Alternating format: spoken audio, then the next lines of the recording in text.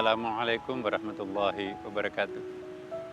Para pemirsa yang dimuliakan Allah Subhanahu wa taala. Kembali kita bersyukur kehadirat Allah Subhanahu wa taala karena pada kesempatan ini kita masih bisa melakukan penghayatan pendalaman dan sekaligus mengamalkan ibadah puasa, terutama bagi yang berpuasa. Saya ingin mengingatkan kepada kita semua bahwa sejarah itu sangat penting artinya dalam kehidupan kita. Orang yang tidak akan belajar kepada sejarah, orang yang tidak memperhatikan sejarah, maka orang itu terancam hidupnya akan gagal ataupun juga gagal.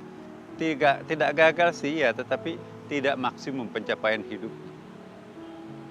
Banyak Al-Quran menyuguhkan banyak kisah. Salah satu kisah yang sangat menarik untuk kita kaji. Nabi Nuh. Nabi Nuh ini menarik ya. Hal yang menarik dari Nabi Nuh ialah kita diberikan pembelajaran oleh Allah Subhanahu wa taala bahwa ternyata tidak semua anak biologis kita itu bisa menjadi anak spiritual kita.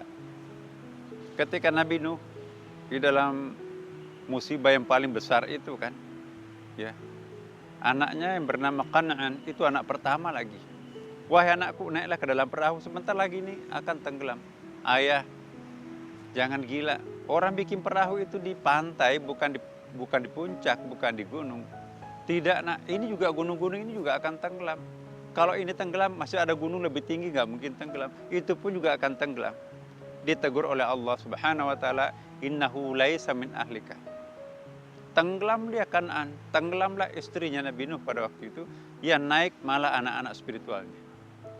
Jadi para pemirsa, kadang-kadang anak spiritual itu malah justru lebih menjamin ya, kehidupan kita lebih baik, lebih memelihara, bahkan mungkin lebih banyak mendoakan kita ketimbang anak biologis kita sendiri. Idealnya sebetulnya bagaimana anak biologis kita itu sekaligus menjadi anak-anak spiritual kita. Ya. Pelajaran yang kedua, begitu jengkelnya Nabi Nuh, 950 tahun Nabi Nuh berdakwah. Tapi yang ikut menjadi anggotanya, followernya, itu hanya puluhan orang, bayangkan. 950 tahun berdakwah. Akhirnya putus asa Nabi Nuh, ya Allah, umat keras kepala ini hancurkan aja.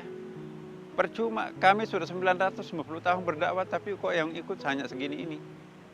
Maka dimintalah untuk membuat perahu. Perahu itu dinaikkanlah, di situ berpasang-pasangan, tumbuh-tumbuhan, binatang berpasang-pasangan, dan manusia pun juga yang percaya kepadanya pun juga disuruh naik ke atas perahu itu.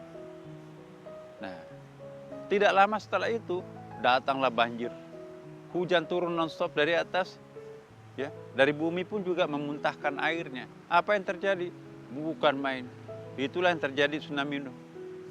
Ka'bah tempat mereka sering bertawaf, Nabi Nuh itu bertawaf menggunakan perahu. Sampai banjir itu redah, baru Nabi Nuh kembali memugar Ka'bah yang sudah tenggelam lumpur dan segala macam itu. Ya. Tapi pelajaran yang sangat penting di sini ialah penyesalan dari seorang Nabi Nuh. Ya Allah, nah, kenapa kami mendoakan umatku binasa? Akhirnya binasa betul. Nah, di padang mahsyar nanti itu, delegasi manusia itu minta tolong kepada Nabi Adam. Mintalah kepada Allah, kita nasibnya seperti apa? Kalau surga ya surga, neraka ya neraka. Kata Nabi Adam, aku takut menghadap Allah pada hari ini. Aku dulu pernah mendoakan, atau aku pernah dulu berdosa. Wala taqraba hadhihi syajarah, jangan dekati pohon khuldi ini. Bukan saja aku dekati lalu aku makan. Aku takut menghadap kepada Allah. Delegasi datang kepada Nabi Nuh, aku juga takut kepada Allah. Aku dulu pernah mendoakan umatku binasa benar. Kenapa aku enggak seperti Nabi Muhammad? Dilempari tumitnya sampai berdarah-darah. Ditawarin oleh malaikat penjaga gunung Taif. Apa kata Nabi Muhammad? No, jangan ganggu umatku. Dia melakukan seperti itu karena dia tidak tahu siapa aku. Kenapa aku tidak melakukan seperti itu? Menyesal, aku takut menghadap kepada Allah pada hari ini. Jadi para pemirsa, sejengkel apapun kita kepada seseorang, jangan pernah keluar dari mulut ini mendoakan orang lain binasa. Doakanlah orang itu supaya berubah menjadi orang yang alim, menjadi orang yang sadar, menjadi orang yang mukmin, daripada kita mendoakan mereka itu binasa. Penyesalan terjadi seperti Nabi Nuh. Jadi para pemirsa, tidak sedikit orang menyesal karena sudah terlanjur mengucapkan sesuatu. Apalagi kalau itu adalah anak kandung kita, mungkin emosi kita terhadap anak. Saya ingatkan kepada kita para orang tua, sejengkel apapun juga terhadap anaknya, jangan sampai nanti Bapak Ibu mendoakan anak itu binasa. Doa seorang ayah atau ibu terhadap anaknya itu cash dari Allah. Ya.